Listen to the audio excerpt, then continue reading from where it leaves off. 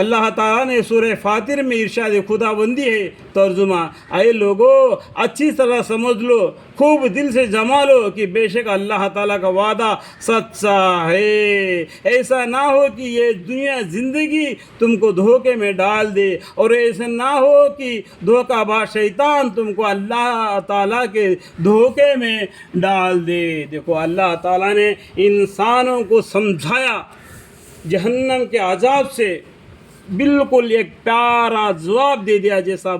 ماں باپ اپنے بچوں کو سمجھا کے بولتے ہیں، ایک ٹیچر اپنے بچے کو سمجھا کے بولتا ہے، اسی طریقے سے اللہ تعالیٰ نے تمام لوگوں کے لیے بول دیے، اے لوگو اچھی طرح سمجھ لو، خوب دل میں جما لو، بے شک اللہ تعالیٰ کا وعدہ سچا ہے، قیامت آئے گی، تمہارا حساب کتاب ہو جائے گا، جنت اور دوزخ کا فیصلہ ہو جائے گا۔ ایسا نہ ہو کہ یہ دنیا زندگی تم کو دھوکے میں ڈال دے، یہ دنیا کے پیچھے پڑا رہے گا، یہ آخرت دنیا تمہارے ہاتھ نہیں آئے گی، تم قبرستان پہنچ جائے گا۔ اور ایسا نہ ہو کہ دھوکے باز شیطان تم کو اللہ تعالیٰ سے دھوکے میں ڈالے، یعنی شیطان نے اللہ سے وعدہ لیا ہے، اللہ تعالیٰ سے اس نے اجازت لے لی ہے، قیامت کے دن تک تیرے بندوں کو میں گمراہ کروں گا، آگے سے بھی، پیچھے سے بھی، دہنے سے بھی، بائیں سے بھی، اوپر سے بھی، نیچے سے بھی، اسی حالت میں بھی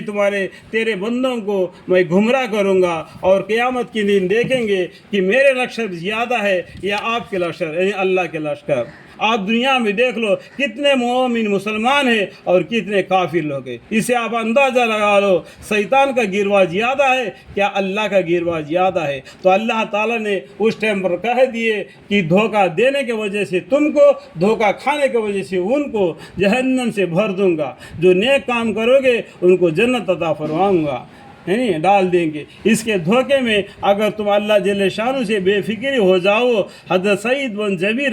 رحمۃ اللہ علیہ اس کی تفسیر میں فرماتے ہیں کہ دنیا کا دھوکہ میں ڈالنا یہ ہے کہ اس میں مشغول ہو کر آخرت کی تیاری سے غافل ہو جاؤ۔ ایک مطلب کیا دنیا کا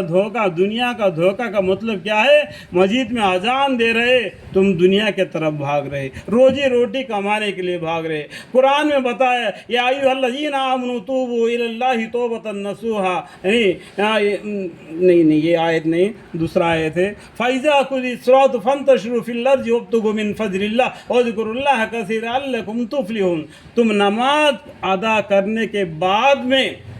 زمین میں چل پھرو، اللہ کی روزی کو ڈھونڈو، اس میں بھی بکثرت اللہ کو یاد کرو۔ اگر تم کو تھوڑا سا بھی سمجھ میں آ بات، اللہ کی راستے کو چھوڑنا نہیں، دنیا کے پیچھے پڑنا نہیں، دنیا کو بھی ساتھ لینا، اللہ کو بھی ساتھ لینا، لیکن اللہ کا ساتھ زیادہ لے لینا۔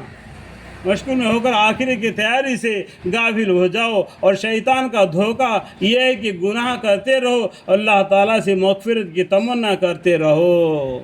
اس طریقے سے شیطان تم کو دھوکہ دیتا ہے۔ اللہ معاف کرنے والا غفور الرحیم ہے کر کے قرآن میں بتایا، تم گناہ کرتے جاؤ معافی مانگتے جاؤ، گناہ کرتے جاؤ معافی مانگتے جاؤ۔ یا اس کے بارے میں بھی قرآن کریم میں بھی آیتیں ہیں اور حدیث بھی ہے کہ اگر آدمی گناہ کرتا ہے اس کا سینے پر ایک کالا سا دھبا بن جاتا ہے، اگر اللہ سے معافی مانگ دیتا ہے تو وہ دھبا دھویا جاتا ہے۔ اگر گناہ